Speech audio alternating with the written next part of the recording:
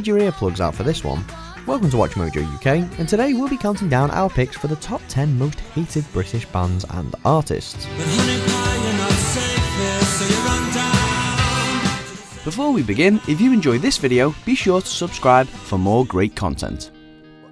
For this list, we're looking at British performers who get under most people's skin, whether that's because of the ubiquity of their music, the perceived quality of their output, or their offstage conduct. There's someone waiting for me, 'cause we were just kids when... Today's entries aren't necessarily bad bands. In fact, some of them are extremely popular, but they often split public opinion based on polls, online commentary, and press reviews.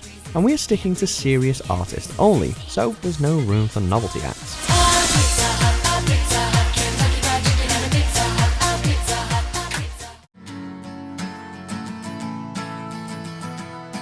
Number 10, Oasis. Today is gonna be the day that they're gonna throw it back to you. A definitive band throughout the 90s, but Oasis didn't impress everyone. Some complained about Liam Gallagher's nasal vocals, while others alleged that the Manchester group had a magpie-like tendency to borrow riffs from other artists. But most controversy surrounded the Gallagher brothers themselves, with Liam in particular picking more fights than a heavyweight boxer. Nor were the Gallaghers slow to sing their own praises, openly courting comparison to the Beatles. I said maybe you're gonna be the one that saves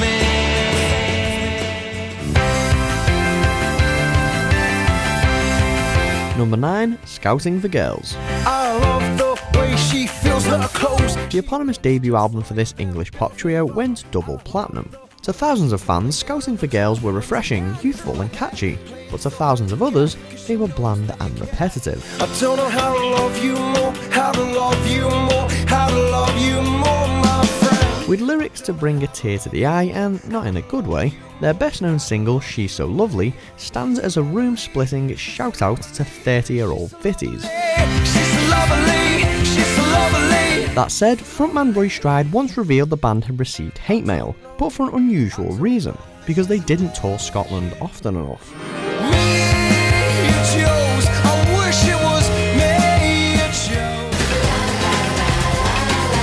Number 8, Spice Girls. With the release of Wannabe in 1996, the Spice Girls briefly became the biggest group on the planet. But things soon turned sour, with the 5-piece crowned worst group at the Smash Hits Awards in 1999. A common charge levelled their way was that they were unshamedly manufactured and contrived, having formed via a magazine advert.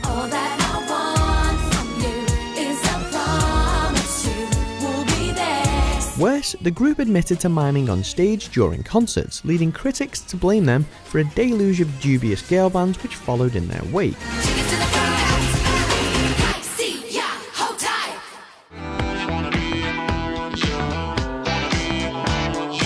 Number 7, Busted. Unlike a lot of boy bands, Busted write their own songs and play their own instruments. So, let's give them a bit of credit, but the 3-piece have always drawn scorn for their prickly insistence that they are more than a boy band. Claims Charlie Simpson couldn't really back up when he split to form Fightstar. Mostly though, it's Busted's cheesy songs and shallow lyrics which really rile, like this nauseating take on the jet set life. And just when we thought we'd had enough, they dropped a cash cow comeback record in 2016.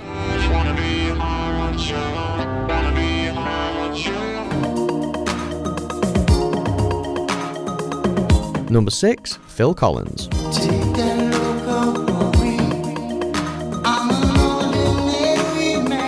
Collins' commercial success was unprecedented throughout the 80s, so why did the Daily Telegraph once headline him as the most hated man in rock? I don't care no more. His critics consider Collins as the embodiment of bad pop music, peddling bland, soft rock ballads. Plus, there are plenty of Genesis fans who staunchly favour Peter Gabriel as frontman.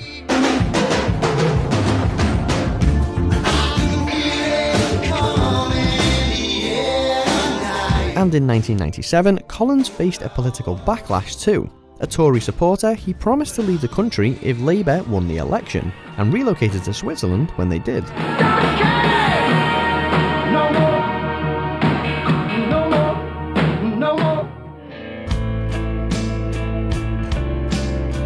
Number 5, Snow Patrol.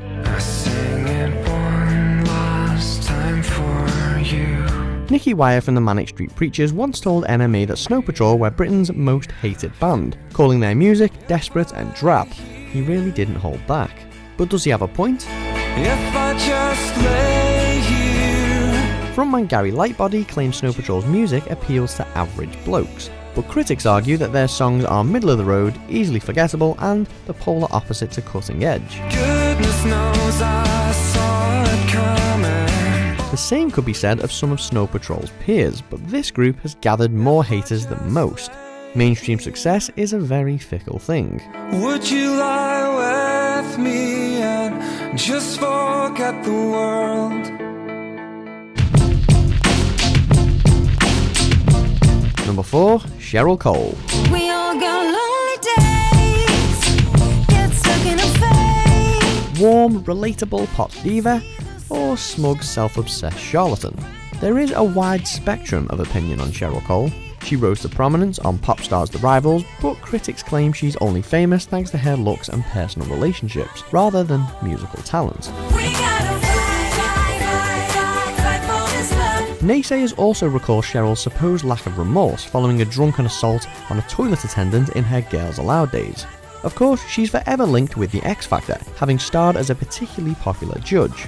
Maybe she'll mount a comeback alongside Simon Cowell soon.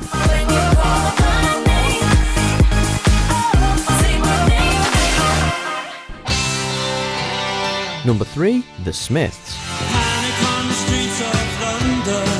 A band held in highest esteem within indie and alternative circles, The Smiths made their name with diverse melodies and witty, affecting lyrics.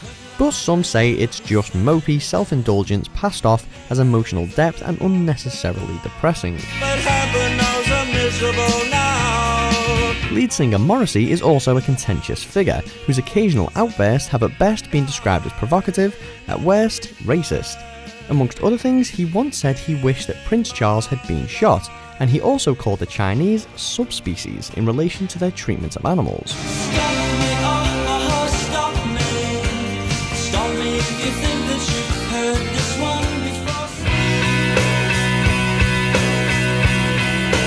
Number 2, Coldplay. Look at the stars, look how they shine for you.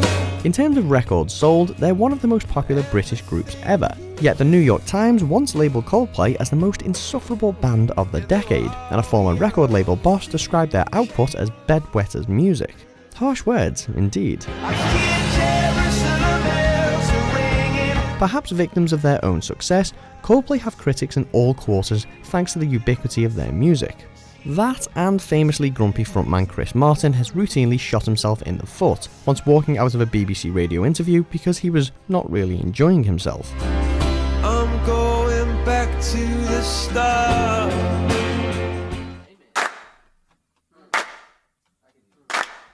Number 1, One Direction. You gotta help me, I'm losing my mind. Before their hiatus in 2016, One Direction were the world's biggest boy band. But regardless of that, or perhaps because of it, the group has as many detractors as it has fans. Baby, you light up my world like nobody else. And even their own followers don't always like them, with Niall Horan pleading on Twitter in 2016 for fans to stop sending him abusive messages. What about their records though? Nobody can drag me down. After Zayn Malik left the group in 2015, even he said how much he hated the band's music, calling it boring and generic. And he should know. Do you agree with our picks? Check out these other great clips from Watch Mojo UK and subscribe for more great content.